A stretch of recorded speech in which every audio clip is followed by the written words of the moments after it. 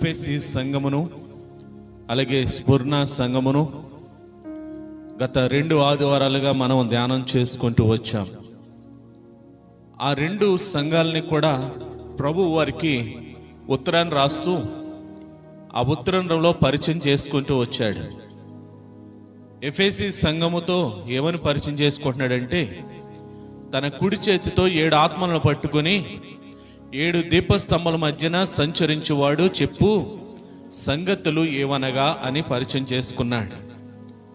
వారి భక్తి జీవితాన్ని, వారి విశ్వాస జీవితాన్ని అంతటిని కూడా బోధించిన తర్వాత వారిలో ఒక లోపం ఉంది, ఆ లోపాన్ని సరి చేసుకోమని ప్రభు ఆ సంఘాన్ని హెచ్చరిక జారీ చేశాడు. స్ముర్ణ సంఘాన్ని ఏమని పరిచయం చేసుకున్నాడంటే, మొదటి వాడును కడపటి వాడునైనటువంటి వాడు చెప్పు సంగతులు ఏమనగా అని పరిచయం చేసుకున్నాడు. ఆ సంఘాన్ని గూర్చి అంతా కూడా మంచి సర్టిఫికేట్ చేశాడు ప్రభు.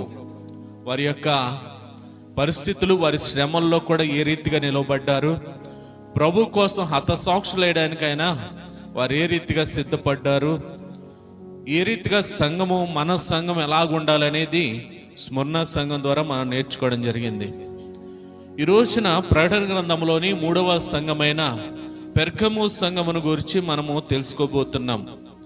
ఈ పెర్గము సంఘం అనేది మనకి బైబిల్లో కనబడుతున్నటువంటి 3వ సంఘం ఇది. ఈ పెర్గము సంఘం ఎక్కడుందంటే, ప్రస్తుతం టర్కీ దేశంలోనే ఈ పెర్గము సంఘం అనేది ఉంది. ఈ సంఘము ఎక్కడుంటుందంటే, ఎఫెస్కిని, ఎఫెస్ తర్వాత స్ముర్నాకి కొన్ని కిలోమీటర్ల దూరంలో ఈ పెర్గము సంఘం అనేది మనకి కనపడుతూ ఉంటుంది. పెర్గము సంఘం అనేది చాలా సుందరమైనటువంటి పట్టణం. అది ఈ పెర్గము సంఘం అనేది చాలా ప్రాచీన కట్టడాలు కలిగినటువంటి పట్టణం. అది ఈ పెర్గము సంఘం అనేది చాలా విలాసవంతమైనటువంటి ఆహ్లాదకరమైనటువంటి పట్టణం. అది చాలా మంది ఆ స్ముర్ణలో కానీ ఎఫెస్సులో కానీ వాతావరణ పరిస్థితులు బాగోలేనప్పుడు ఈ పెర్గము పట్టణానికి వెళ్ళి సేద తీరుతున్నటువంటి పట్టణం. ఒక రకంగా చెప్పాలంటే మన ప్రాంతంలో చల్లదనాన్ని ఇచ్చే ప్రాంతాలు ఏమని అనుకుంటామంటే అరకు, ఇటువంటి ప్రాంతాలు అంటూ ఉంటాం. ఈ పెర్గము పట్టణం కూడా చాలా ఆహ్లాదకరమైనటువంటి పట్టణం, చాలా అందంగా అలంకరించబడినటువంటి పట్టణం. శ్రమించిన వారికి, కష్టించిన వారికి సేద తీర్చేటువంటి పట్టణంగా ఈ పెర్గము పట్టణము మనకి కనపడుతూ ఉంది. ఈ పెర్గము పట్టణంలో ఉన్నటువంటి పెర్గము సంఘమును గురించి ప్రభు ఈరోజు మాట్లాడుతూ ఉన్నాడు. ఈ సంఘము క్రీస్తు శకం 314 నుండి 590 మధ్య కాలంలో చాలా గొప్ప వెలుగొందినటువంటి పట్టణం, చాలా పేరుగాంచినటువంటి పట్టణము ఆ సంఘమునది. అయితే ఈ పట్టణమును గురించి ప్రభు ఈరోజు మాట్లాడుతూ ఉన్నాడు. ఏమని మాట్లాడుతున్నాడంటే, ఒకసారి మనం చూద్దాం. పెర్గములో ఉన్న సంఘపు దూతకు ఇలాగు వ్రాయుము, వాడి అయిన 2 అంచులు గల ఖడ్గము గలవాడు చెప్పు సంగతులు ఏమనగా. దేవునికి స్తోత్రం. ఇక్కడ యేసుక్రీస్తు ప్రభు ఈ సంఘానికి ఉత్తరం రాస్తూ ఏమని పరిచయం చేసుకుంటున్నాడంటే, వాడి అయిన 2 అంచులు ఖడ్గము గలవాడు చెప్పు సంగతులు ఏమనగా. అంటే ఇక్కడ మనకు ఒక ఖడ్గాన్ని చూపిస్తున్నాడు. ఈ ఖడ్గం ఎటువంటిదంటే, వాడి అయిన 2 వైపులు కూడా చాలా పదునైనటువంటి ఖడ్గం. అంటే ఇది ఖడ్గము గలవాడు చెప్పు సంగతులు ఏమనగా. అంటే దేవుణ్ణి ఎలా పరిచయం చేసుకుంటున్నాడంటే, వాడి అయిన ఖడ్గమును చేత పట్టుకున్న వాడిగా పరిచయం చేసుకుంటున్నాడు. ఇక్కడ పట్టణాన్ని ఇంకొంచెం మనము లోతుగా ఆలోచన చేస్తే, ఎఫెసు పట్టణం అనేది రాజకీయ ప్రాధాన్యత కలిగినటువంటి పట్టణం. స్ముర్ణ అనేది వ్యాపార ప్రాధాన్యత కలిగినటువంటి పట్టణం. పెర్గము పట్టణం, పెర్గము సంఘము, పెర్గము వాతావరణం అంతా కూడా మతపరమైనటువంటి ప్రాధాన్యత కలిగిన పట్టణం. ఇది పెర్గము పట్టణం. ఏంటి పెర్గములో ఉన్నటువంటి మత సాంప్రదాయాలు అంటే, యేసుక్రీస్తు ప్రభు పుట్టినప్పుడు కైసరు ఔగుస్తు వలన ఆజ్ఞాయను ఏంటంటే ప్రజాసంఖ్య రాయబడ్డానికి కైసర్ ఔగుస్తు ఆజ్ఞ ద్వారా అప్పుడు మొట్టమొదటి ప్రజాసంఖ్య అనక మొట్టమొదటి సెన్సస్ ప్రారంభమైంది. ఏ కైసర్ అయితే ప్రజాసంఖ్యను అనగా జనాభా లెక్కలను ప్రారంభించాడో ఆ కైసర్ ఔగుస్తు కూడా వీళ్ళు ఏం చేశారంటే ఒక పెద్ద దేవాలయాన్ని కట్టేశారు.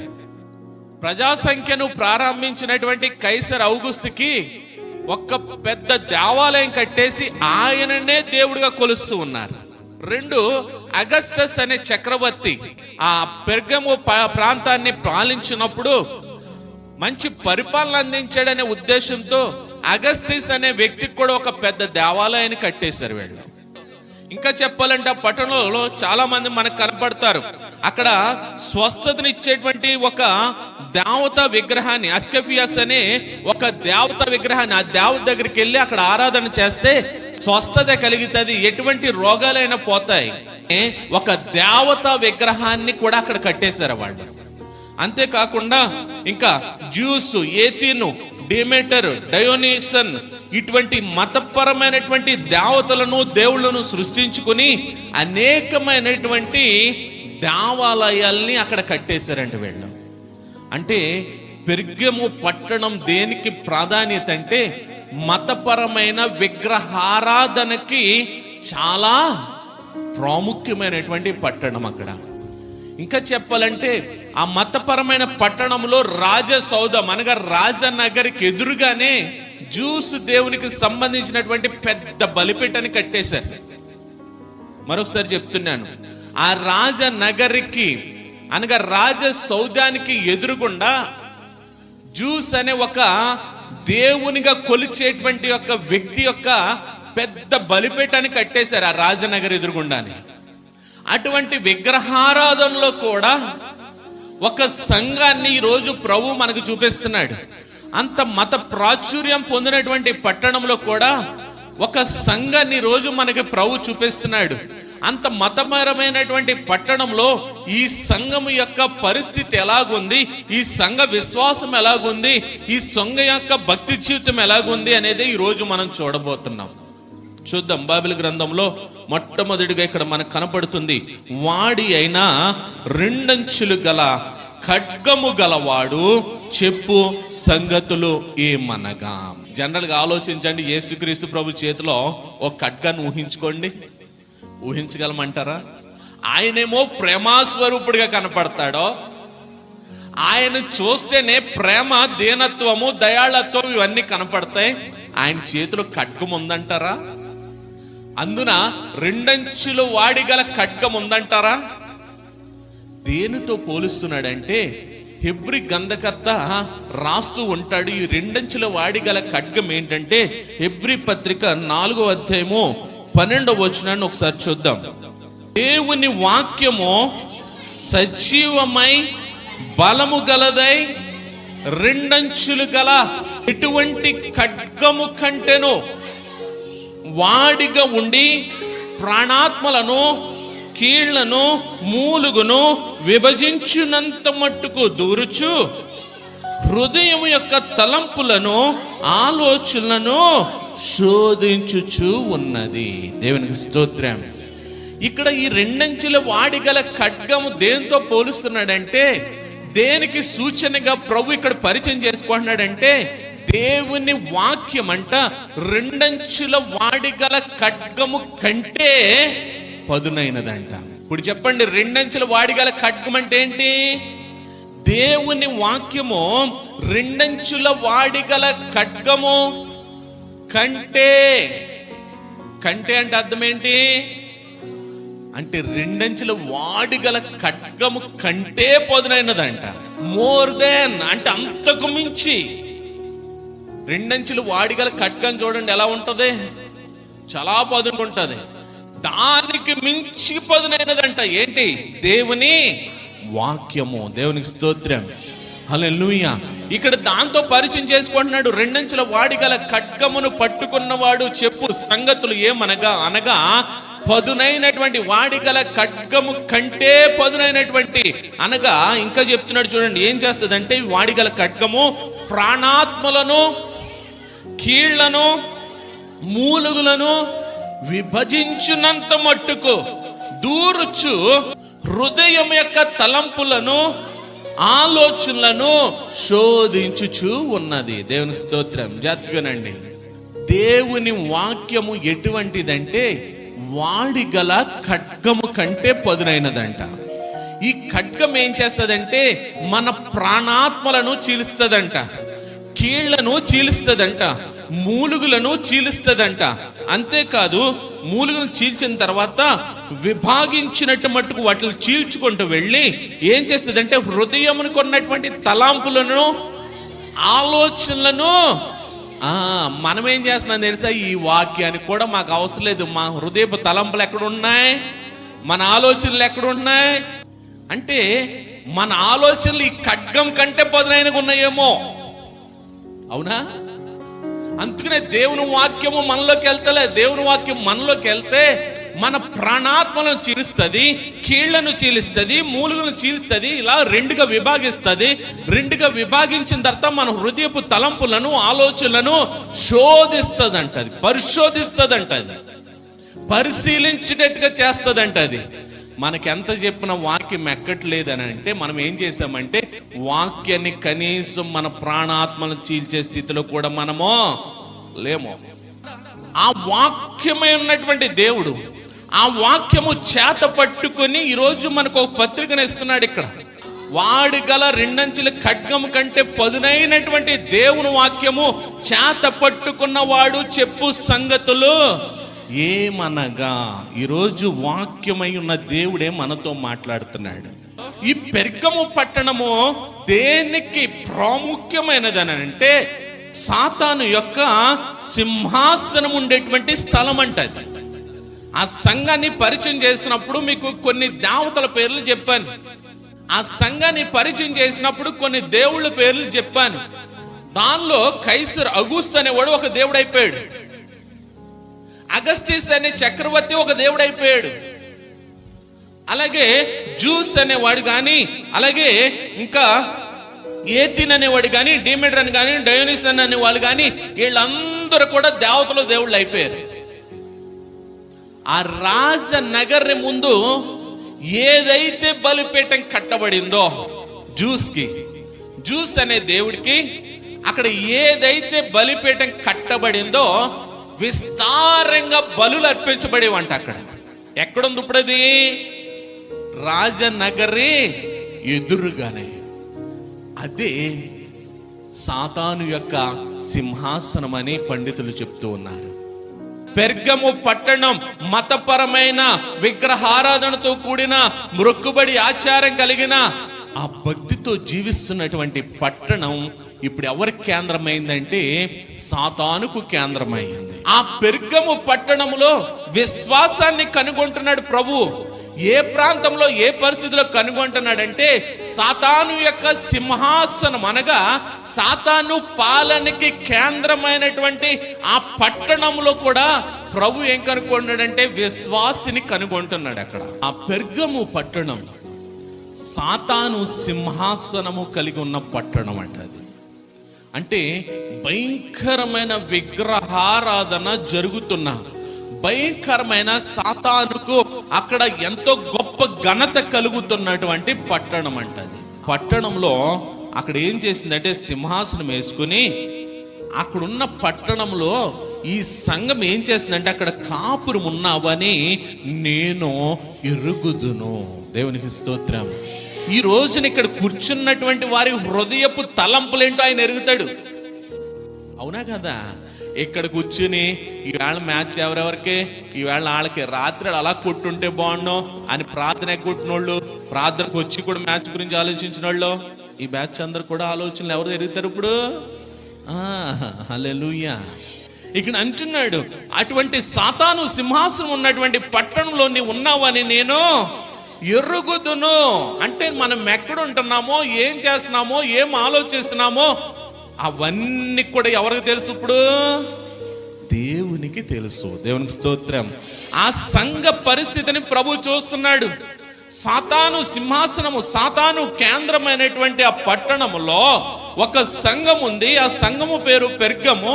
ఆ సంఘము అక్కడ నివసిస్తుందని ప్రభు సాక్ష్యం చెప్తున్నాడు. ఇక్కడ మనం అనుకుంటాం సాతానికి కాపురం పెడతాం అంటే దానికి ఒక ఇల్లు, దానికి ఒక స్థలమో ఇవన్నీ ఏర్పాటు చేసుకుంది అనుకుంటున్నారమ్మా. ఎక్కడుంటుందో తెలుసా? మన మధ్యనే ఉంటుంది. అది ఎక్కడుంటుంది? మన మధ్యనే ఉంటది. ఆ మధ్యన ఉన్నటువంటి సాతాను ఏం చేద్దా తెలుసా? పక్కనుండి వాక్యం వినేవదో. మన మధ్యన ఉన్నటువంటి సాతాను ఏం చేద్దా తెలుసా? పక్కనుండి ఆరాధించనేవదో. మన మధ్యన ఉన్నటువంటి సాతాను ఏం చేద్దా తెలుసా? విశ్వాసిన ఆరాధనకి వెళ్ళనేవదో. మన మధ్యన ఉన్నటువంటి సాతాను ఏం చేద్దా తెలుసా? మన భక్తి జీవితాన్ని, ఆత్మీయ జీవితాన్ని ఆర్పేస్తూ ఉంటది. అదే అక్కడ కాపురం ఉండడం. ఒకవేళ భక్తికి వెళ్ళినా, ఒకవేళ ఆరాధించడానికి వెళ్ళినా, నీకు అంత సీన్ ఉందా? నువ్వెందుకు ఆరాధించాలి? కళ్ళు తెరిచి చూడని చెప్పుద్ది. అంత ఆత్మ అభిషేకంతో నడిపింపబడుతున్న ఆరాధనలో కూడా ఏం చేస్తారో తెలుసా? ఈ సాతానుగాడు నువ్వు కళ్ళు మూసుకుంటే నీకేమొత్తో చెప్పు, ఒక్కసారి చూడు వాళ్ళందరూ ఎలా చప్పలు కొడుతున్నారో, వాళ్ళ ఎంగు చూడని చెప్పుద్ది. వీళ్ళు ఎవరు? సాతాను కేంద్రమైనటువంటి వాళ్ళు. ఎక్కడికే? ఈ సంఘంలో డిస్టర్బ్ చేయడానికి, అలాగే ఈ గ్రామంలో డిస్టర్బ్ చేయడానికి అదో కేంద్రం పెట్టుకుంటది, ఎవరో కూడా వాడుకుంటది. ఇలాగా అపవాది ఎక్కడో ఉండదో. ఆ పెర్గము సంఘములో రాజ సౌధానికి బయట కట్టబడినటువంటి బలిపీఠంలో అది దాన్ని కేంద్రంగా చేసుకుని, దాన్ని సింహాసనంగా చేసుకుని, ఆ పెర్గము పట్టణంలో సంఘాన్ని హింసకు ప్రోత్సహించిందంట. ఏ హింస కంటే చూడండి, అక్కడ అన్నాడు, నా విశ్వాసి అయినా, నా యందు విశ్వాసి అయి ఉండి నన్ను గూర్చి సాక్షి అయినా. అంతిపన అతని కోసం 2 మాటలు చెప్తున్నాడు. నా యందు విశ్వాసి. ఎవరి యందు విశ్వాసి అంట? ఇప్పుడు ఈ రోజు మన అందరం ఏం చెప్పుకుంటాం? విశ్వాసులము అని చెప్పుకుంటాం. మన గురించి ప్రభు వీళ్ళు నా విశ్వాసులని చెప్పగలడా? విశ్వాసి చేయాల్సిన పని ఏంటి? ఆయన యందు పరిపూర్ణ విశ్వాసం ఉంచాలా. మరి మనం ఉంచుతున్నామా? విశ్వాసి చేయాల్సిన పని ఏంటి? ఆయన ఏం మాట్లాడుతున్నాడో ఆలకించాలి. విశ్వాసి చేయాల్సిన పని ఏంటి? ఆయన ఏం చెప్తున్నాడో వినాలి. విశ్వాసి చేయాల్సిన పని ఏంటి? ఆయన చెప్పిన ప్రకారం జీవించాలి. విశ్వాసి చేయాల్సిన పని ఏంటి? ఆయన చెప్పిన ప్రకారం నడుచుకోవాలి. విశ్వాసి అని మనం చెప్పుకుంటున్నాం కానీ మనల్ని బట్టి ప్రభు చెప్పే స్థితిలో మనం జీవించట్లే. విశ్వాసి అంటే పేరుకి కాదు, వాక్యమును బట్టి మనం విశ్వాసి అవ్వాలి. వాక్యాన్ని నమ్మాలి, వాక్యాన్ని గైకొనాలి, వాక్య ప్రకారము జీవించాలి. అప్పుడే మన విశ్వాసి అని ప్రభు ఒప్పుకుంటాడు. ఇక్కడ అంతిపై గురించి చెబుతున్నాడు. ఈ అంతిపై ఎవరనంటే దేవుని యందు విశ్వాసి అంటే ఇతను. 2 దేవునిని గూర్చినటువంటి సాక్షి అంట. హల్లెలూయా. ఆ సాక్షి ఎందుకు అయ్యాడంటే, శ్రమ వచ్చింది సంఘానికి, పెర్గము సంఘానికి. ఎక్కడి నుంచి వచ్చిందంటే సాతాను కేంద్రమైనటువంటి అక్కడ పరిస్థితిని బట్టి, అక్కడ మతాచారాలను బట్టి ఈ పెర్గము సంఘానికి శ్రమ వచ్చినప్పుడు, శోధన వచ్చినప్పుడు ఎలా నిలబడ్డాడంటే, నేను నా ప్రభు కొరకు చావనైనా చస్తాను అని నిలబడ్డాడు అక్కడ. దేవుని స్తోత్రం. అందుకనే అంటున్నాడు చూడండి, నా యందు విశ్వాసి అయి ఉండి నన్ను గూర్చి సాక్షి అయి అంతిపై అనువాడు మీ మధ్యను చంపబడిన దినములలో నీవు నా నామమును గట్టిగా పట్టుకొని నా యందలి విశ్వాసమును విసర్జింపలేదని నేను ఎరుగుదును. దేవునికి స్తోత్రం. నీకు శ్రమ వచ్చింది, నీ సంఘానికి కష్టం వచ్చింది, నీ సంఘానికి హింస వచ్చింది, నీ సంఘం మీద దాడి జరిగింది. ఆ దాడి జరిగినప్పుడు అంతిపయ్య ఎదురొడ్డంట తన ప్రాణాన్ని అప్పగించాడంట. ఇతడి ప్రాణం తీసేసినా సరే అంతిప అనే విశ్వాసి యొక్క, అంతిప అనే సాక్షి యొక్క ప్రాణాన్ని తీసినా సరే ఈ సంఘం ఎలా నిలబడిందంటే ధైర్యంగా నిలబడిందంట. ఇదంతా ఎవరు చూస్తున్నారంటే క్రీస్తు ప్రభు చూస్తున్నాడు. అందుకని నేను ఎరుగుదును, ఆయన ఎరుగుదుడు. అది ఆ సంఘ పరిస్థితి, ఆ శ్రమల పరిస్థితి, ఆ కష్టం పరిస్థితి ఆయన ఎరుగుదుడు. అక్కడ తర్వాత చూడండి ఏమైందో ఇక్కడ. అయినను నేను నీ మీద కొన్ని తప్పిదములు మోపవలసి ఉన్నది. ఇక్కడ వరకు గుడ్ సర్టిఫికేట్, ఇక్కడ వరకు కూడా సంఘానికి మంచి సర్టిఫై చేశాడు ప్రభు. శ్రమలు వచ్చినప్పుడు సాతాను కేంద్రమైనటువంటి పట్టణంలో కూడా మీరు ఎదురొడ్డి నిలబడి నా సాక్షిగా నిలబడి హత సాక్షిగా ఉన్నటువంటి అంతిపకైకు మద్దతుగా మీరు నిలబడి ఎదురొడ్డారే, చాలా గుడ్. మీరు చాలా మంచి విశ్వాసులు, మీరు చాలా మంచి సాక్షులు. కానీ మీ మీద కొన్ని తప్పిదములు మోపవలసి ఉన్నది. అంటే ఆ సంఘములు కూడా తప్పిదాలు ఉన్నాయి. మన సంఘం కూడా చూడండి, చాలా భక్తిగా నడిపిస్తాం, మనం చాలా విశ్వాసంతో ప్రారంభిస్తాం, చాలా ఆత్మీయతతో మనం నిర్ణయాలు తీసుకుని ప్రారంభిస్తూ ఉంటాం. వెళ్ళే కొద్ది భక్తి ఏమవుద్ది, వెళ్ళే కొద్ది విశ్వాసం ఏమవుద్ది, నీరు గారిపోతాం అంటది. మన ఆత్మీయ జీవితంలో కూడా ఆవేశంగా బాప్తీసాలు తీసుకుంటాం, ఆవేశంగా రక్షణ తీసుకుంటాం. అది 1 నెల 2 నెలలకు ఏమవుద్ది, పడిపోతుంది పూర్తిగా. ఈరోజు ప్రభువు పెర్గము సంఘానితో అంటున్నాడు, మీ మీద కొన్ని తప్పిదములను మోపవలసి ఉన్నది. నేడు మన మీద కూడా దేవుడు కొన్ని తప్పిదాలను మోపుతున్నాడు ఈ సంఘాన్ని సూచించిస్తూ.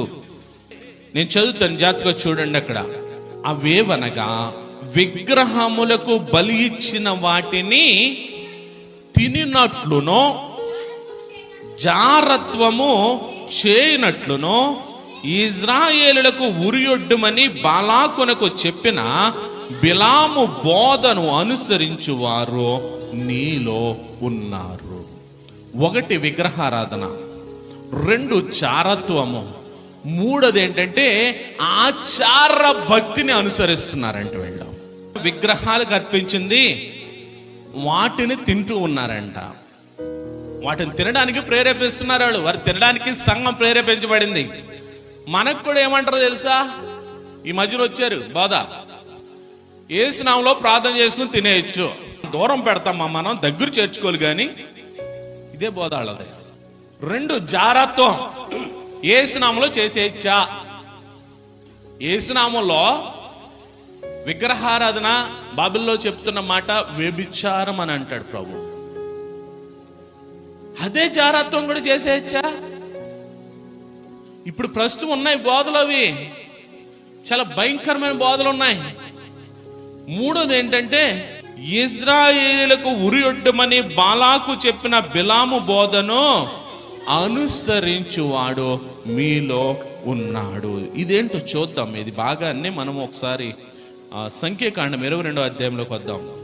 మొదటి నుంచి త్వరగా చూడండి. ఇజ్రాయేలు ఐగుప్తు దేశం నుండి బయటకు వచ్చిన తర్వాత ఒక్కో దేశం మీద విజయాన్ని పొందుకుంటూ వస్తున్నారు. మోయాబు ప్రాంతానికి వచ్చినప్పటికీ మోయాబు రాజు అయినటువంటి బాలాకు తెలిసింది, ఇదిగో ఇజ్రాయేల్ దండు వచ్చేస్తుంది. ఇజ్రాయేల్ దండు ఒక్కో రాజ్యం మీద అమోరీల మీద వీళ్ళందరి మీద కూడా యుద్ధం చేసుకుంటూ జయించుకుంటూ వచ్చేస్తున్నారు. ఇప్పుడు కరెక్ట్గా మన మోయాబు దేశం మీద దండెత్తడానికి మన ఊరు పొలిమేర దగ్గర ఉన్నారు అని అనగానే, సమాచారం వెళ్ళగానే బాలాకి వెళ్ళి చూశాడంట. అయ్యో బాబోయ్, ఏదో ఎలా ఉందంటే పచ్చని గడ్డి మూలిసినట్టుగా జనం విస్తారంగా ఉన్నారంట. భయం పుట్టిందంట, జంకడంట, ఎడవేది నేను గెలవలేను బాబాయ్, దీనికి ఏదన్నా ఒక ఉపాయం ఆలోచించాలనుకున్నాడంట. ఉపాయం ఆలోచించుకుని ఏం చేద్దామా ఒక ప్రవక్త ఉన్నాడు కదా, ఆ ప్రవక్తను పిలిపిద్దాం. ఆ ప్రవక్త ఏంటంటే ఆశీర్వదిస్తే ఆశీర్వదించబడతారు, శపిస్తే శపించబడతారు. కాబట్టి ఆ ప్రవక్తను పిలిపిద్దామని బిలాం దగ్గరకు వచ్చేసారు. పెద్దలందరూ పట్టుకుని వచ్చారు. సోదే చెప్పించుకోవడానికి వాడే సొమ్మంటది. దాన్ని పట్టుకుని వచ్చి బిలాం దగ్గరకు వచ్చి అన్నారు, ఇదిగో నువ్వు ఆశీర్వదిస్తే ఆశీర్వదించబడతారు, నువ్వు శపిస్తే శపించబడతారు. కాబట్టి ఇప్పుడు నువ్వేం చేయాలంటే మోయాబు దేశానికి రావాలి. మోయాబు దేశానికి వచ్చి ఇదిగో మా రాజు ఏది చెప్తే నువ్వు అది చేయాలి అని బిలాంతో చెప్పారు. బిలాం ఎవరంటే దేవుడు ఎన్నుకున్నటువంటి ప్రవక్త. ఇప్పుడు ఈ ప్రవక్త దగ్గరికి వచ్చారు. ఎవరు వచ్చారు? ఏ దేశం నుంచి వచ్చారంటే మోయాబు దేశం నుండి వచ్చారు. మోయాబు దేశం పేరు ఎప్పుడైనా విన్నారా? ఎక్కడా? బెత్లెహేములో కరువు వచ్చినప్పుడు నయోమి ఏం చేసింది? తన భర్తని తన బిడ్డలను తీసుకుని మోయాబు దేశానికి వెళ్ళిపోయింది. మోయాబు దేశం ఏ దేశం? విగ్రహారాధన చేసే దేశము. ఇప్పుడు చూడండి, బిలామేమో దేవుడి ఎన్నికలు ఉన్నటువంటి ప్రవక్త. మోయాబు రాజు బాలాకును మోయాబు దేశం ఏ దేశము? విగ్రహారాధన చేసేటువంటి దేశం. ఇప్పుడు దేవుని ప్రవక్త ఎవరికి కావాల్సి వచ్చాడు? విగ్రహారాధన చేసే దేశానికి కావాల్సి వచ్చారు. వచ్చి ఇదిగో ఇజ్రాయెల్ ప్రజలు దండెత్తుకు వచ్చేస్తున్నారు, నువ్వు వచ్చి ఏం చేయాలంటే మా రాజు చెప్తాడు నీకో, వాళ్ళని నువ్వు శపించాలి, వాళ్ళు మా మీద ఓడిపోవాలి. వచ్చిన అతడు వారితో, ఈ రాత్రి ఎక్కడైనా ఉండి యెహోవా నాకు సెలవిచ్చిన మాటలను నేను తిరిగి వచ్చి మీతో చెప్పేదని. అప్పుడు మోయాబు అధికారులు బిలామును వద్దకు బస చేసిరి. దేవుడు బిలామును వద్దకు వచ్చి, నీ వద్దనున్న ఈ మనుషులు ఎవరని అడిగాగా. ఎవరు అడిగారు ఇక్కడ? ఎవరిని అడిగాడు? బిలాముని దేవుడు అడుగుతున్నాడంట. ఇదిగో నీ దగ్గర ఉన్న మనుషులు ఎవరో అని అడిగితే చూడండి బిలాము ఏం చెప్తున్నాడు. బిలాము దేవునితో ఇట్లనెను, సిప్పోరు కుమారుడైన బాలాక్ అను మోయాబు రాజు చిత్తగించి ఒక జనము ఐగుప్తు నుండి బయలుదేరి వచ్చారు. వారి భూతలమును కప్పుచున్నారు. నీవు ఇప్పుడు అద్దకి వచ్చి నా నిమిత్తం వారిని శపింపు, నేను వారితో యుద్ధం చేసి వారిని తోలివేదినేమో అని వీరి చేత నాకు వర్తమానం పంపాను. అందుకు దేవుడు, నీ వారితో వెళ్ళకూడదు, ఆ ప్రజలను శపింపకూడదు, వారు ఆశీర్వదింపబడిన వారని బిలాముతో చెప్పాను. దేవుని స్తోత్రం. ఈ ప్రజలు ఎవరెంతకే? ఇజ్రాయెల్ ప్రజలు. ఎవరు ప్రజలు? దేవుని ప్రజలు. దేవుని ప్రజల్ని శపించడానికంట బాలాక్ ఏం చేశాడంటే బిలాం దగ్గరికి వచ్చి, నీకు డబ్బులు ఎత్తాము నువ్వు శపించంటే ఈయనేమనాలే, దేవుని ప్రజలను చేయననాలే. ఒకసారి దేవుని దగ్గర అడిగొస్తానని మీరు ఇక్కడే ఉండండి నైట్, కానీ ఈయన రూమ్లోకి వెళ్ళంట నైట్ దేవునితో గడుపుతంటే దేవుడు ఎవరేంటి ప్రజలు వచ్చారంట, వాళ్ళంట మొత్తం అంతా ఆక్యుపై చేశారంట, విస్తారమైన జనం ఉన్నారంట, వాళ్ళని శపించడానికి నా దగ్గర పంపాడనంటే, నువ్వు ఆ పనులేం చేయకు, కానీ వాళ్ళు ఎవరో నా ప్రజలు, నువ్వు వాళ్ళని శపించొద్దు. ఎందుకో తెలుసా? వారు ఆశీర్వదింపబడిన వారు. దేవునికి స్తోత్రం. ఈ ఆశీర్వాదం ఎక్కడి నుంచి వచ్చింది? అబ్రహాముతో దేవుడు నిబంధన చేశాడు చూడండి, అక్కడి నుంచి వచ్చిన ఆశీర్వాదం ఇది. హల్లెలూయా. వారు ఆశీర్వదించబడిన వారు. తర్వాత ఏమైంది చూడండి. కాబట్టి బిలాము ఉదయమున లేచి బాలాకు అధికారులతో, మీరు మీ స్వదేశంకు వెళ్ళుడి, మీతో కూడా వచ్చుట యెహోవా మాకు సెలవీగని చెప్పుచున్నాను అనగా, మోయాబు అధికారులు లేచి బాలాకు వద్దకు వెళ్ళి, బిలాము మాతో కూడా రానొల్లడు అయినను బాలాకు వారి కంటే బహు ఘనత వహించిన మరి ఎక్కువ మంది అధికారులను మరలా పంపిన. వారు బిలామును వద్దకు వచ్చి అతనితో కూడా, నీవు దయచేసి మా వద్దకు వచ్చేటకు ఏమి అడ్డము చెప్పుకోము, నేను నీకు బహు ఘనత కలుగజేసేదను, నీవు నాతో ఏమి చెప్పదు అది చేసేదని కనుక నువ్వు దయచేసి వచ్చి నా నిమిత్తం ఈ జనమును శపించమని సిప్పోరు కుమారుడైన బాలాకు చెప్పినని. అందుకు బిలాము, బాలాకు తన ఇంటెడి వెండి బంగారం నాకు ఇచ్చిన కొద్ది పనినైనను గొప్పదైనను చేయనట్లు నేను నా దేవుడైన యెహోవా నోటి మాటను మేరలేను. కాబట్టి మీరు దయచేసి ఈ రాత్రి ఇక్కడ ఉండండి, యెహోవా నాతో ఇక ఏమి చెప్పునో నేను తెలుసుకుందని బాలాకు సేవకులకు ఉత్తరం ఇచ్చాను. చెప్పేశాడు కదా నేను దేవుని మాట మేరలేనని, మళ్ళీ రాత్రికి ఉండండి, దేవుడు ఏమైనా మనసు మార్చుకుంటాడేమో అని అడుగుతున్నాడు. ఇక్కడ మనకులాగే, నేను నా దేవుని మాటను మేరలేను, నా దేవుని మాటని నేను మీరిని మీ దగ్గర రాలేను, శపించలేను అని ఏదేమైనా ఒక మంచిది ఒక ఆలోచన చేయండి. ఈ రాత్రికి ఉండండి, మళ్ళీ ఒకసారి అడుగుతాను నేను, ఆయన ఏమైనా మనసు మార్చుకుంటాడేమో. గాడిదెక్కి వెళ్తున్నాడు, ఖడ్గం పట్టుకున్న దూత ఎదురుగా నిలబడిందంట. ఎవరు చూస్తున్నారో దూతనే? గాడిద చూస్తుంది. గాడి చూసంట ద్రాక్ష తోటలోకి పరిగెట్టేసిందంట. దాన్ని పట్టుకుని లాక్కొచ్చి కొట్టి మరలా తీసుకొచ్చాడంట.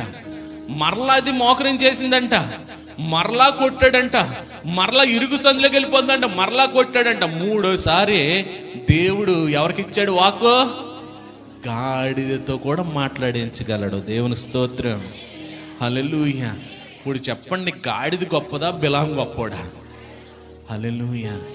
మనం దేవుని ప్రత్యక్షతలు చూడలేకపోతున్నాం, దేవుని మాటను వినలేకపోతున్నాం, దేవుని వాక్కు ప్రకారం జీవించలేకపోతున్నాం. కానీ గాడిద దేవుని దూతకు భయపడింది అక్కడ. దేవునికి స్తోత్రం. అప్పుడు తన నేత్రాలు తెరవబడి, అంటే కళ్ళు మూసుకొని ఉన్నాడనా, ఒక మైకం కమ్మేసింది. బిలాము దగ్గరికి వెళ్ళి ఎంత డబ్బు వస్తుంది, బాలాకు దగ్గరికి వెళ్తే ఎంత డబ్బు వస్తుంది, ఎంత ఆస్తి వస్తుంది, నేను షాపింగ్ చేస్తే విజయం వస్తే నాకు ఎంత ఎలా ఉంటుందని ఊహించేసుకుంటున్నాడేమో. కళ్ళు మూసుకుపోయి ఉన్నాడు అక్కడ. కళ్ళు తెరిచినప్పటికంటే దూత ఎదురుగా కనపడగానే సాష్టాంగ పడ్డాడంట. దేవునికి స్తోత్రం. కొన్నిసార్లు దేవుడు పరిస్థితుల ద్వారా మనతో మాట్లాడతాడు. మనం వెళ్తుంది తప్పుడు మార్గం అయితే కనుక దేవుడు కొన్ని పరిస్థితుల ద్వారా కొన్ని పరిస్థితులను క్రియేట్ చేసో, లేకపోతే కొన్ని వాటిని అనుభవాలని మన ఎదురుగుండా తీసుకొచ్చో దేవుడు దాని నుండి మనల్ని హెచ్చరిస్తాడు. ఇక్కడ గాడిద ద్వారా హెచ్చరిస్తున్నాడు ప్రభు. అయినా ఇన్లే, రెండోసారి, మూడోసారి, ఇంకా మూడోసారి కూడా హెచ్చరించిన తర్వాత అతను కానుకోకపోయేసరికి ఆఖరికి గాడిదకి స్వరాన్ని ఇచ్చాడు. ఇదిగో నిన్ను నేను నా చిన్నప్పటి నుంచి నేను మోస్తున్నానే, ఎప్పుడైనా నేను ఎలా ప్రవర్తించానంటే లేదన్నాడు. లేదంటున్నాడు బిల్హాము. మరి ఎందుకయ్యా నన్ను కొడుతున్నావు? నీ కళ్ళు మూసిపోయి అని కళ్ళు తెరవగానే ఎదురుగుండా దేవుని దూత కనపడ్డదంట. అప్పుడు సాష్టాంగ పడ్డాడంట. మొత్తం అది కలుసుకున్నాడు, వెళ్ళిపోయాడు. అతని ఆశ ఏంటంటే వెళ్ళాలి, అతను ఇచ్చే లబ్ధిని పొందాలి, వారిని శపించాలి. కానీ సీన్లోకి వెళ్ళినప్పటికి ఏమవుతుందంటే 23వ అధ్యాయం అంతా చదివితే మన భాగం ఇది కాదు, జనరల్గా మన ప్రకటన గ్రంథంలోనూ పెర్గము సంఘం. కానీ ఆ బిలాముతో ఎందుకు పోల్చాడనంటే చెబుతున్నాను, ఇతను లోకాశలకు లోబడ్డాడు. దేవుని ప్రవక్తగా దేవుని మాటను విని దేవుని సంఘానికి చెప్పాల్సినటువంటి ప్రవక్త లోకాశలకి దేవునికి విరోధంగా కూడా నడుచుకోవడానికి ఇష్టపడ్డాడు. దేవుని చిత్తాన్ని కూడా కాదని తన ప్రయాణం అవడానికి ఇష్టపడ్డాడు. దేవుడి మీద ఒత్తిడి తీసుకురావడానికి కూడా ఇష్టపడ్డాడు. మొత్తానికి వెళ్ళిన తర్వాత సీన్లోకి వెళ్ళిన తర్వాత దేవుడు ఏం చేస్తాడంటే అతని నాలుక అతను స్వాధీనం లేకుండానే ఆ ఇజ్రాయేలుని ఆశీర్వదించేస్తాడు అక్కడ. హల్లెలూయా. ఎందుకు వెళ్ళాడు? ఆ ఇజ్రాయేల్ జనాంగాన్ని శపించడానికి వెళ్ళాడు. కానీ బిలాము చేత దేవుడు ఏం పలికాడు? ఇజ్రాయేలుని ఆశీర్వదించే ఆశీర్వాద వచనాన్ని పలికించాడు అక్కడ. దేవుని స్తోత్రం. దేవుని స్వాధీనంలో ఎవరు కూడా ఆయన స్వాధీనంలో లేకుండా ఎవరు లేము. మనం ఆలోచన ప్రకారం మన ఇష్టానుసారంగా వెళ్ళిపోతామంటే అవదో, మన ఇష్టానుసారంగా మాట్లాడేస్తామంటే అవదో. ఆయన మనల్ని దృష్టిస్తున్నాడంటే ఖచ్చితంగా ఆయన కంట్రోల్లో మనల్ని పెట్టుకుంటాడు. ఇదంతా అయిపోయిన తర్వాత బాలాక్ అంటాడు, ఇదేందయ్యా నీకు ఇన్ని ఆశలు చూపించాను, ఇన్ని తలా బ్రతిమాలుకున్నానో, నువ్వు వచ్చి వాళ్ళని ఏదో శపిస్తావో, వాళ్ళ మీద విజయాన్ని ఇస్తావంటే, నువ్వు వాళ్ళని ఆశీర్వదించావంటే అంటాడు, నా నాలుగు నాకే తెలియలేదు అంటాడు అక్కడ. హల్లెలూయా. అన్న తర్వాత నీకు ఉపాయం చెప్తానని ఒక ఉపాయాన్ని చెప్తాడు. ఏంటి ఆ ఉపాయం అంటే సంఖ్యాకాండంలోనే 25వ అధ్యాయము మొదటి వచనం గనుక బిలాము బాలాకి ఇచ్చినటువంటి సలహా ఏంటంటే, ఇదిగో నేను శపిస్తానిగా వచ్చా, నేను వాళ్ళని శపించాలని ఆశ కలిగి ఉన్నాను, కానీ నా దేవుడు నన్ను చాలా ఆటంకపరిచాడు. ఏ దేవుడు? ఈయన ప్రవక్తగా అభిషేకించినటువంటి దేవుడు ఆటంకపరిచాడు. ఎలాగ ఆటంకపరిచాడంటే ఇతను నాలుగు ఇతను స్వాధీనంలోకి లేకుండా శపించబడాల్సినటువంటి వారిని బిలాము తెలియకుండానే ఆశీర్వదించేశాడు.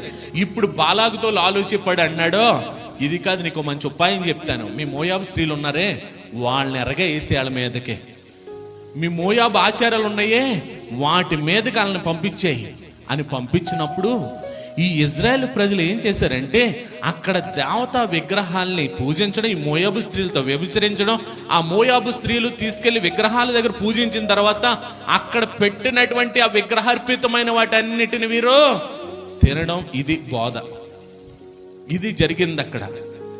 దేవుడు కోపం వచ్చి వాళ్ళు అందులో ఎవరైతే తప్పు చేస్తారో వాళ్ళందరూ చంపేయబడి ఇంచుమించు 25,000 మంది చచ్చిపోతారు అక్కడ దేవుడి కోపానికి.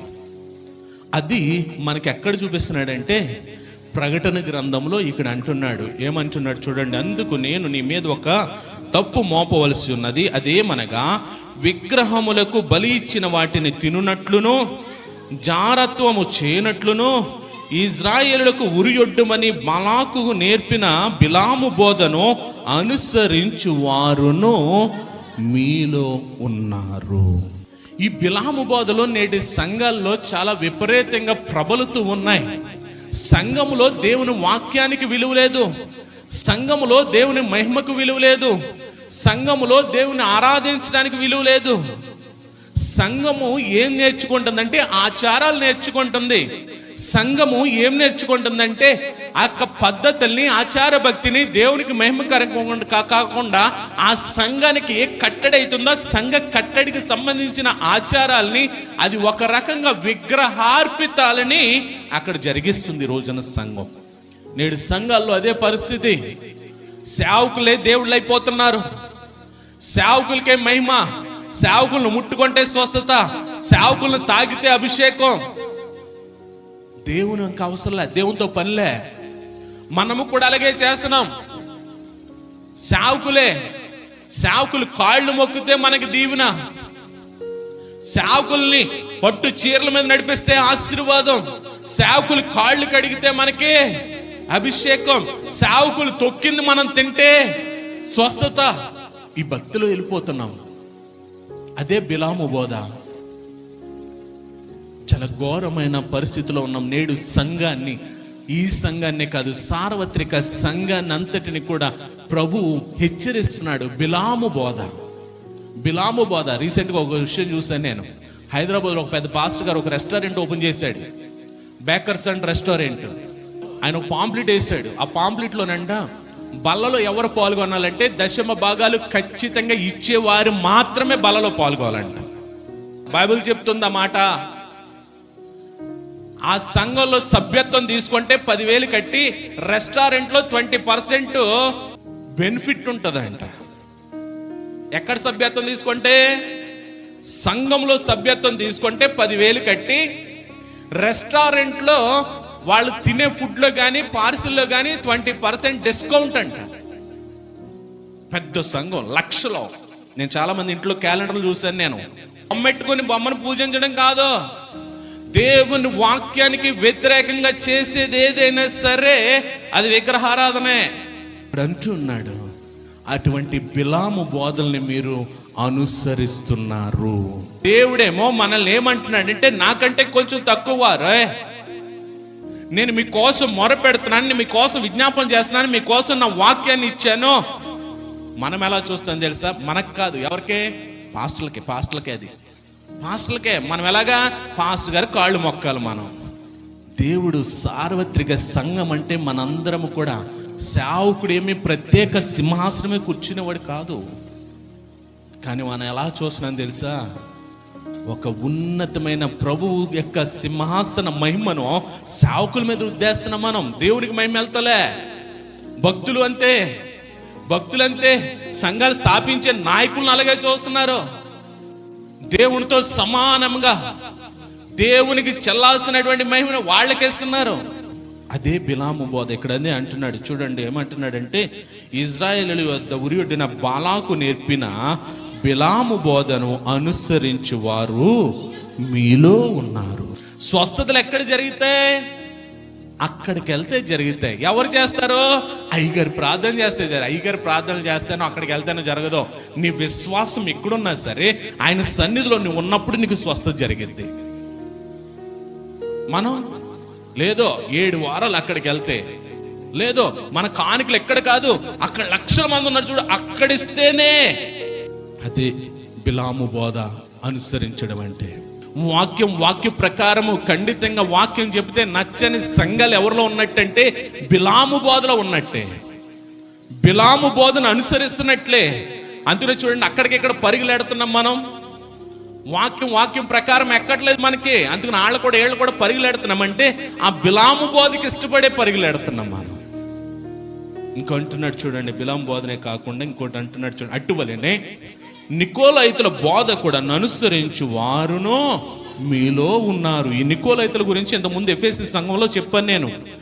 ఆ ఎఫెసీ సంఘం ఎటువంటి సంఘం అంటే నికోలైతుల బోధను ఖండించింది. నికోలైతుల బోధను ఖండించినటువంటి సంఘము ఎఫెసీ సంఘం. కానీ పెర్గము సంఘము నికోలైతుల బోధన కూడా అనుసరిస్తుంది. నికోలైతుల బోధ ఎలాగంటే లోక సంబంధమైనది. సంఘమే, అభిషక్తులే. కానీ వీళ్ళు ఏం చేస్తారు తెలుసా? ఇదిగో అక్కడ వాస్తు అది అలాగ ఉండకూడదు, దాన్ని మార్చు. ఎవరు చెప్తారు? సేవకులు అనుకుంటున్నాం మనము, వాళ్ళే చెప్తారు. వాస్తు ప్రకారమే కట్టాలి, ముహూర్త బలాన్ని బట్టే మనం చేయాలి, ముహూర్త బలమే మనకి స్ట్రాంగ్. ఎవరు చెప్తారు? అయ్యే నికోలైతుల బోధలు. లోక సంబంధమైన ఆచారాలన్నీ సంఘంలోకి తెచ్చి సంఘాన్ని భ్రష్టు పట్టిస్తున్నారు వాళ్ళు. సంఘాన్ని భ్రష్టు పట్టిస్తున్నారు వాళ్ళు. అందుకని అంటున్నాడు, పెర్గము సంఘము కూడా బిలాము బోధను అలాగే నికోలైతుల బోధను అనుసరిస్తున్నారు కానీ ఖండించట్లేదంటే వీళ్ళు. ఎఫెసీ సంఘం ఖండించింది, పెర్గము సంఘం ఖండించలేకపోయింది. శ్రమల్లో ఎదురొడ్డారు, శ్రమల్లో నిలబడ్డారు, శ్రమల్లో ప్రభు కోసం నిలబడ్డారు. కానీ వీళ్ళు ఎక్కడికి వెళ్ళిపోయారంటే బాలాకు నేర్పినటువంటి బిలాము బోధనను అనుసరిస్తున్నారు. 2 నికోలైతుల బోధన కూడా వీళ్ళు అనుసరిస్తూ ఉన్నారు. చూడండి ఏమైంది అక్కడ. ఇప్పటికైనా ఈ బిలాము బోధలు కానీ నికోలైతుల బోధలు కానీ విడిచిపెట్టి అక్కడికి పరిగెట్టి ఇక్కడికి పరిగెట్టి ఆ ఆచారాలు తెచ్చి ఈ ఆచారాలు తెచ్చి ఆయన అయితే అలాగే చేస్తాడండి, మీరైతే ఇలాగే అంటారండి, ఇటువంటి ఆచారాలతో ఉంటే ఎక్కడైనా విడిచిపెట్టి మారు మనసు పొందమని ఆయన చెప్తున్నాడు. హల్లెలూయా. ఒకవేళ మాకు ఇదేం ఎక్కదండి, మా ఆచారాల ప్రకారం వాస్తు లేకపోతే మేము బ్రతకలేమండి, ముహూర్తాలు లేకపోతే అసలు మా జీవితమే లేదండి అని మీరు వెంబడిస్తున్నారంటే కనుక ఆయన అంటున్నాడో మారితే సరే, లేదంటే కనుక ఏమంటున్నాడు ఆయన, నా నోట నుండి వచ్చు ఖడ్గము చేత వీరితో యుద్ధము చేసేదను. ఎవరితో? ఆ బోధను అనుసరిస్తున్న వారితో. ఏ బోధ? బిలాము బోధ, నికోలైతుల బోధను అనుసరిస్తే ఆ ఆచారాలే బాగున్నాయండి అనుకున్న వారి మీద కంట ఆయన ఖడ్గంతో వచ్చి యుద్ధం చేస్తాడంట. హల్లెలూయా. ఎలాగుండాలనుకుంటున్నాం? మన ఆచారాల్ని, మన కట్టడల్ని పేరుకే మన భక్తి అనుకుంటూ బ్రతికేస్తున్నామేమో. ఆయన ప్రతి ఒక్కరి హృదయ ఆలోచనలు ఎరిగినటువంటి దేవుడు ఆయన వాక్యం అనే ఖడ్గాన్ని మనకి ఇచ్చాడు. అది ఎక్కడికి వెళ్ళాలంటే ప్రాణాత్మలను, కేళ్లను, మూలుగులను విభజించుకుంటూ ఎక్కడికి వెళ్ళాలా?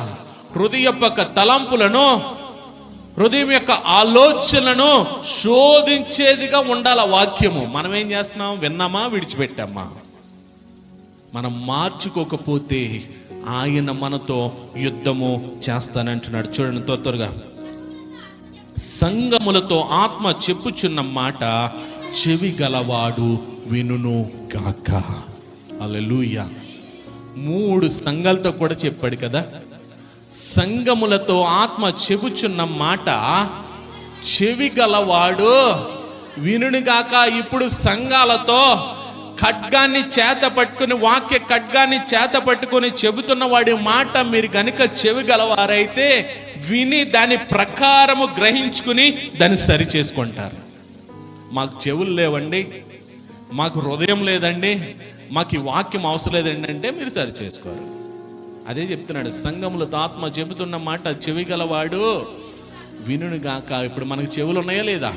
ఇందులో ఈ శ్రమలు వచ్చినప్పుడు, ఈ కష్టాలు వచ్చినప్పుడు నిలబడినట్టుగా స్థితిలో నువ్వు ఉండగలిగితే, నువ్వు బిలాము వంటి తప్పుడు బోధలు కానీ, నికోలైతుల వంటి లోకా సంబంధమైనటువంటి బోధలు కానీ, లోకాచారాలు కానీ, లోక కట్టడలు కానీ, మా పేరుకు మాత్రమే భక్తి విశ్వాసం అని నీ ఇష్టానుసారంగా తిరుగుతూ ఉంటే కనుక అవి మార్చుకున్నట్లయితే దేవుడు మనకేం చేస్తాడంటే కలువరి శిలువలో ఆయన పొందినటువంటి విజయాన్ని ఆయన మనకు ఆపాదించి మనకి జయవంతులుగా మనల్ని నిలబెడతాడంట. ఆయన ఆ జయించు వానికి ఏం చేస్తానంటున్నాడంటే, జయించు వానికి మరుగయున్న మన్నాను భుజింప నిత్తును. దేవునికి స్తోత్రం. మన్నా దేనికి సాదృశ్యం అంటే పరలోక ఆనందానికి సాదృశ్యం. మన్నా దేనికి సాదృశ్యం అంటే పరలోక సమృద్ధికి సాదృశ్యం. ఇజ్రాయేలు ప్రజలు ప్రయాణం చేస్తున్నప్పుడు వారు లేచేసరికి మన్నా ఏం చేయబడిదంటే పరలోకం నుండి, ఆకాశం నుండి కురవబడిది. అంటే వారు కష్టపడకుండా, వారు శ్రమ పడకుండా, వారు కష్టించి చెమటోర్చి సంపాదించకుండానే వారి ఆహారము, వారి యొక్క ఆకలి తీర్చబడుతూ ఉండేది. వారికి సమృద్ధిగా అనుగ్రహించబడేది. వారికి కష్టపడవసరంలే. 2, ఆ ఆహారం ఎవరిదంటే దేవదూతలు తినేటువంటి ఆహారం అది. హల్లెలూయా. మన్నా దేవదూతలు తినేటువంటి ఆహారము. అంటే జయించు వానికి మరుగై ఉన్న ఆహారం అంటే పరలోక సంబంధమైన, ఆత్మ సంబంధమైన ఆశీర్వాదాలతో దేవుడు మనల్ని నింపుతాడంట. ఎప్పుడు? బిలాము బోధన అనుసరించక, నికోలైతుల బోధన అనుసరించక, వాటిని ఖండించి దేవుని వాక్యమును బట్టి దేవుని వాక్యాన్ని గ్రహించుకుని దాని ప్రకారం జీవిస్తే ఆ జయము రావడమే కాదు, పరలోక సంబంధమైన, ఆత్మ సంబంధమైన ప్రతి ఆశీర్వాదాన్ని మనకే అనుగ్రహిస్తాడంట. దేవుని స్తోత్రం. తెల్ల రాతిని ప్రభు ఏం చేస్తున్నాడంటే ఇక్కడ చూపిస్తున్నాడు. హల్లెలూయా. అతనికి ఒక తెల్ల రాతిని ఇత్తును. తెల్ల రాతి పరిశుద్ధతకి సాదృశ్యం. తెల్ల రాతి పరలోక సంబంధానికి సాదృశ్యం.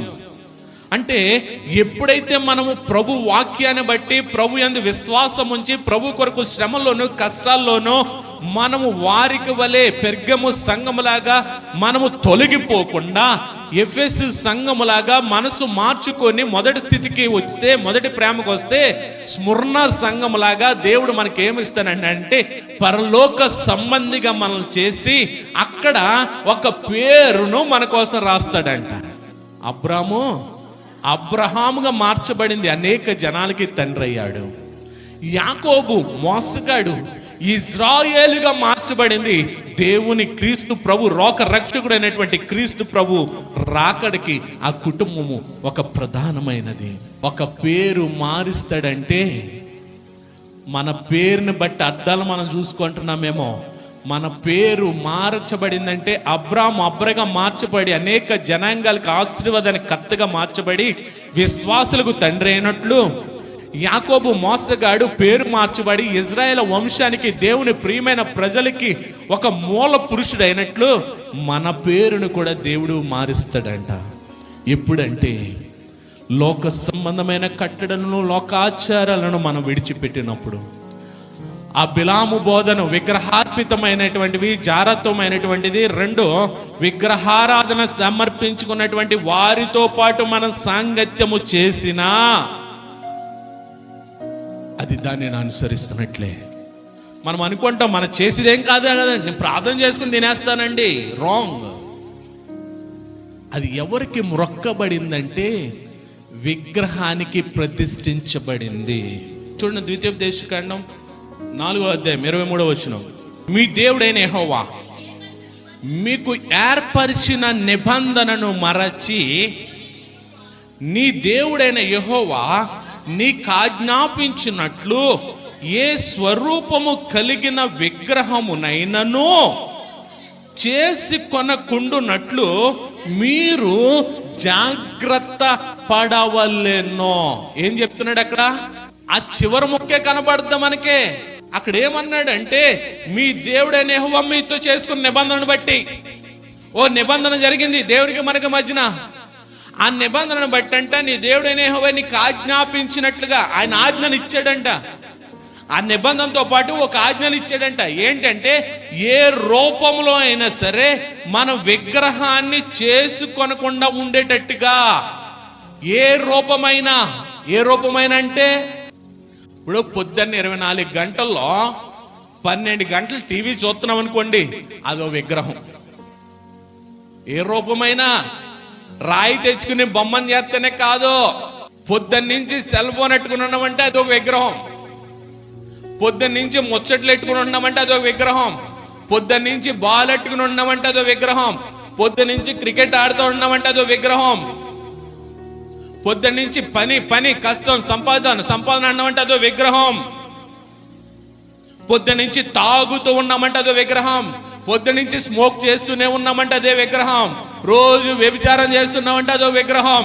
రోజు జారత్వం చేస్తున్నామంటే అదో విగ్రహం. రోజు వంట పని అన్న ఉన్నామంటే అదో విగ్రహం. ఏ రూపములోనైనా, అక్కడ అన్నాడా లేదు, అక్కడ ఏ స్వరూపము కలిగిన విగ్రహమునైనా, ఏ స్వరూపంలోనైనా. రాతితో బొమ్మ చేస్తేనే విగ్రహం కాదండి. దేవునిని మించినటువంటి సమయాన్ని మనం దేనికైతే ఇస్తున్నామో అది ఒక విగ్రహమే. అందుకని అంటున్నాడు, ఏ స్వరూపం కలిగిన విగ్రహమునైనను చేసి కొనకుండునట్లు మీరు జాగ్రత్త పడవలెను. అనగా మీ దేవుడైన యెహోవా దహించు అగ్నియో రోషము గల దేవుడై ఉన్నాడు.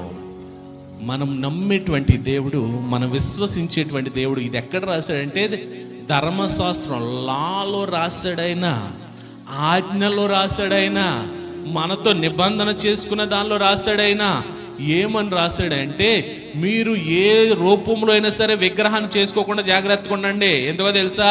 మీరు చేసేది ఏంటో తెలుసా? నా దగ్గరికి కాకుండా మీరు విగ్రహాలు చేసుకునే తిరుగుతున్నారు.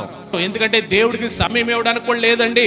మన ఉద్యోగమే మనకు విగ్రహం, మన పనులే మనకు విగ్రహం అని అంటున్నాడు. చూడు, ఎందుకంటే మన దేవుడు ఎవరంటే దహించు అగ్ని. హల్లెలూయా. దహించు అగ్ని అయి ఉన్నాడైనా మన దేవుడు దహించు అగ్ని అయి ఉన్నాడు. అగ్ని ఏం చేస్తుంది చెప్పండి? కాల్చి వేసేస్తుంది, బూడి చేసేస్తుంది, అంతేనా? దహించు అగ్ని అనేటువంటి దేవుని దగ్గరికి వస్తే ఆ దేవుడు తన రూపంలో కూడా మారుస్తాడు. హల్లెలూయా. ఎనుప మొక్కలు తెచ్చుకుంటారు. ఎనుప మొక్కలు అట్టుకుని వస్తే మాకు ఎంత కొడవలు కావాలి, ఎంత కత్తి కావాలి, ఎంత గొడ్డలు కావాలని అడిగితాడు. ఏం చేస్తాడో? ఎందులో కాలుస్తాడు? అగ్నిలో కాలుస్తాడు. హల్లెలూయా. ఇప్పుడు అగ్నిలో అది బూడిదైపోతుందా? ఆ అగ్నిలో ఎప్పుడైతే కాలుస్తాడో దాన్ని కొట్టినప్పుడు అది ఏమవుద్ది? ఆ మనకి కావలసినటువంటి రూపం తయారవుతుంది. హల్లెలూయా. అగ్ని అంటే బూడిద అనుకోకండి, అగ్ని అంటే కాల్చేద్దని అనుకోకండి. అగ్ని మన రూపాన్ని కూడా మారుస్తుంది. హల్లెలూయా. మన దేవుడు దహించు అగ్ని అయి ఉన్నాడు. ఈ దహించు అగ్ని ఏం చేస్తాడు తెలుసా? మన రూపాన్ని మారుస్తాడు. ఇప్పటి వరకు మట్టితో, మలినంతో, పాపంతో, శాపంతో దేవునికి వ్యతిరేకంగా ఉన్నామేమో. ఇప్పుడు ఆ దహించు అగ్ని అయినటువంటి దేవుడి దగ్గరికి వస్తే మన రూపమే మారిపోద్దంట. మనం ఇంతకు ముందు స్థితి అది ఏది? బిలాము బోధలో, నికోలైతుల బోధలో ఇదివరకు స్థితి. వాక్యం అన్న తర్వాత కూడా అదే స్థితిలో ఉన్నాం అనుకోండి. దహించు అగ్ని ఏం చేస్తుంది అంటే కాలుస్తుంది. దహించు అగ్ని ఎందుకు కాలుస్తుంది అంటే ఆయన రోషము గల దేవుడు. ఆయన ఎంత చెప్పించినా, ఇన్ని మాటలు చెప్పించినా వీళ్ళు ఇంకా మారలేదు, కాల్చి వేయాలనుకుంటాడు. ఏమైంది అక్కడ? అమెరికాలో, కాలిఫోర్నియాలో ఏమైపోయింది? కాలిఫోర్నియా కాలిపోయింది. దేవుడు చెప్పినప్పుడు వినకపోతే, దేవుడు హెచ్చరించినప్పుడు వినకపోతే, దహించు అగ్ని అయినటువంటి దేవుడు, రోషం కలిగినటువంటి దేవుడు కాల్చి వేస్తాడు. దేవునికి స్తోత్రం. ఈరోజు పెర్గము సంఘము మనకు సాక్ష్యము చూపిస్తూ ఉంది. ఇక్కడ శ్రమల్లో నిలబడ్డారు, భక్తిలో నిలబడ్డారు. శ్రమలు వచ్చినప్పుడు, శోధనలు వచ్చినప్పుడు ధైర్యంగా నిలబడ్డారు. ప్రాణాన్ని అర్పించడానికి కూడా సిద్ధపడ్డారు. ప్రాణం అర్పించినటువంటి ఆ వ్యక్తి వెనకాల ధైర్యంగా నిలబడ్డారు. కానీ ఆ బిలాము బోధల వైపు అనుసరిస్తూ ఉన్నారు, నికోలైతుల బోధనలు అనుసరిస్తూ ఉన్నారు. దాన్ని అనుసరించడం వలన వారు ఏం చేస్తున్నారంటే విగ్రహార్పితమైనవి, జారత్వంతో కూడినటువంటివి, లోక సంబంధమైన ఆచారాల వైపు వారు వెళ్ళిపోతూ దేవునికి విరోధంగా నడుచుకుంటున్నారు. ప్రభు హెచ్చరిస్తున్నాడు, ఇకనైనా మారి మీరు వెనుతిరగండి అని అంటున్నాడు. ఈరోజు మన సంఘ పరిస్థితిని కూడా, మన జీవితాన్ని కూడా ఒకసారి పరిశీలన చేసుకుంటే మనము కూడా లోక సంబంధంగా ఉంచున్నామేమో. లోక సంబంధమైన ఆచారాలతో, లోక సంబంధమైన రొక్కుబళ్లతో మనం తిరుగుతూ ఉన్నామేమో. నీ ముందు నిలబడే సేవకుడు అభిషేకం కలిగిన వాడా కాదా? అది ఎలా తెలుస్తుందంటే వాక్యాన్ని వాక్యంగా ప్రకటించగలిగితేనే. ఆచారాల్ని సంఘములో కలిపి, ఆచార భక్తిని సంఘంలోకి తీసుకెళ్ళి ఆచారం చెప్పే వాక్యం చెప్పడం మానేసి కథలో, కల్పిత కథలో, సోది కబుర్లు ఇవన్నీ చెప్పి కాలయాపన చేస్తంటే అది బిలాము బోధే. సంఘం ఎక్కడ పరిగెడుతున్నారు తెలుసా? ఆటలు గడికే పరిగెడుతున్నారు. ఆ బిలాము బోధల దగ్గరికి, నికోలైతుల బోధల దగ్గరికి. కథలు కావాలి, మాకు కామెడీ కావాలి. టీవీ చూసుకో, కామెడీ స్కిట్లు బోల్డ్ వస్తాయి. సంఘాన్ని పాడు చేయొద్దు. సంఘంలోకి కామెడీలు వచ్చేసినాయి. ఆఖరికి పెళ్లిలో ఒక కుటుంబ వ్యవస్థని ఎంతో ఘనంగా ఇచ్చాడు ప్రభు. ఎంతో ఘనంగా ఇచ్చినటువంటి కుటుంబ వివాహ వ్యవస్థలో కూడా వివాహ మెసేజ్లు కూడా ఎలాగో తెలుసా? కామెడీ యాక్టర్లు తీసుకొస్తున్నారు. కామెడీ యాక్టర్లు అంటే సినిమాలో వాళ్ళు కాదండి, పాస్టర్లో కూడా కామెడీ యాక్టర్లు ఉన్నారు. వాళ్ళ ప్రసంగాలు అహాహా అని అవుతున్నారు. మామూలు వాక్యం చెప్పి కుటుంబం ఎలాగ ఉండాలంటే ఒక్కలోనో. ఆ పెళ్లి ప్రసంగాలు చేసేవాళ్ళు కూడా కామెడీ స్టోరీలు, కామెడీ కథలు, కామెడీ యాక్టర్, కామెడీ స్కిట్లే వేస్తున్నారు వాళ్ళు అక్కడ. అయ్యే బిలాము బోధలు. ఒక కుటుంబాన్ని దేవుని వాక్యం చేత కట్టాల్సినటువంటి దేవుని సేవకులో కామెడీలు చేసి ఆ కుటుంబానికి ఏమి కట్టడి, దేవుని కుటుంబ వ్యవస్థ ఎందుకనేది బోధించడం అనేసి కామెడీ కథలు చెప్పుకొచ్చి పెళ్లిళ్ళు చేసేస్తున్నారు. ఏ బిలాము బోధలో, నికోలైతుల బోధలో అర్థమవుతుందండి. నేటి సంఘంలో భయంకరమైన బోధలు వస్తూ ఉన్నాయి, భయంకరమైన ఆచారాలు వస్తున్నాయి, భయంకరమైన సోది చెప్పేవాళ్ళు వస్తున్నారు, భయంకరమైన కథలు చెప్పేవాళ్ళు వస్తున్నారు. వివేచించి వివేచించి స్వర్ణ సంఘము ఎలాగైతే దేవునికి మహిమకరంగా జీవించిందో, ఎఫెసు సంఘము ఎలాగైతే నికోలైతుల బోధలను ఎదిరించి కొట్టివేసి వాళ్ళని ఖండించి దేవుని కోసం నిలబడిందో, నేటి సంఘం అలాగుంటేనే దేవుడు మన్నాతో మనం తృప్తిపరుస్తాడంట. తెల్ల రాతి మీద మన పేరుని ఆయన చెక్కి ఆయన పరలోకములో మనకి స్థిరమైన స్థానాన్ని కలిగిస్తాడంట. అట్టి స్థితిలో మనమందరం ఉండాలని కోరుకుంటూ, పెర్గము సంఘము ఒకప్పుడు భక్తిగానే ఉంది కానీ పడిపోయింది. బిలాము బోధల వైపు, బాలాకు బోధల వైపు పడిపోయింది. అందుకే ప్రభు హెచ్చరిస్తున్నాడు, హెచ్చరించి నువ్వు వస్తే జయించువానికి మన్నాతో భుజింపజేస్తానంటున్నాడు. తెల్ల రాతి పలక మీద నీ పేరుని చెక్కుతానంటున్నాడు. కాబట్టి ఆత్మ చెబుతున్న సంగతులు చెవి గలవాడు వినును గాక. ప్రార్థన చేద్దాం. ప్రభా, పెరిగేము సంఘం ద్వారా ఈరోజు నాతో మాట్లాడవయ్యా. నా భక్తి కూడా చల్లారిపోయింది. నేను కూడా లోక ఆచారాల్లో ఉన్నాను. ఇదే భక్తి అనుకున్నాను, ఇదే శాశ్వతం అనుకుంటున్నాను ప్రభా, ఇదే గొప్ప ఆచారం అనుకుంటున్నాను. కానీ ఈరోజు నీ వాక్కు ద్వారా నాతో మాట్లాడావు ప్రభా. నీ మరలా నీ సన్నిధానంలోకి వస్తున్నానయ్యా, నీ పాదాల చెంతకు వస్తున్నానయ్యా. పరిశుద్ధాత్ముడా, నన్ను శుద్ధీకరించండి, నన్ను పవిత్రపరచండి. కలువరి శిలువలో క్రీస్తు ప్రభు అనుగ్రహించినటువంటి రక్షణ ఆనందంలో నన్ను స్థిరపరచండి ప్రభా. పెర్గము సంఘములాగా తండ్రి నశించిపోయే స్థితిలో కాకుండా నన్ను ఎఫెసు సంఘం మరలా ఏదైతే మొదటి ప్రేమలోనికి నన్ను రావడానికి కృప చూపావో, నికోలైతుల బోధలను ఖండించే స్థితిలో ఉంచావో, నేను కూడా ఈ లోకాచారాలన్నింటినీ ఖండించి నిజమైన భక్తిలో, విశ్వాసంలో, వాక్యమై ఉన్నటువంటి దేవుడు నాతో మాట్లాడాడని విశ్వసించి నా వాక్యము ఖడ్గము చేత నా ప్రాణాత్మలను, కీళ్లను, మూలుగును విభజించుకొని నా హృదయపు తలంపులను, హృదయపు ఆలోచనలను శోధింపజేసి నీ వైపు తిరగలిగే కృప, నీ భక్తులను, విశ్వాసులను మొదటి స్థితిలోనికి, ప్రేమలోను మొదటి ప్రేమలోనికి నేను చేరగలిగే కృప మా అందరికి దయచేయమని. పెర్గము సంఘము వలె కాకుండా ప్రభు, స్మరణ సంఘము వలె, నా రివార్డ్ సంఘం వలె మంచి పేరును పొందుకునే వారిగా మేము ఉండగలిగే కృప మా అందరికి దయచేయమని యేసు నామములో ప్రార్థిస్తున్నాం తండ్రి. ఆమేన్.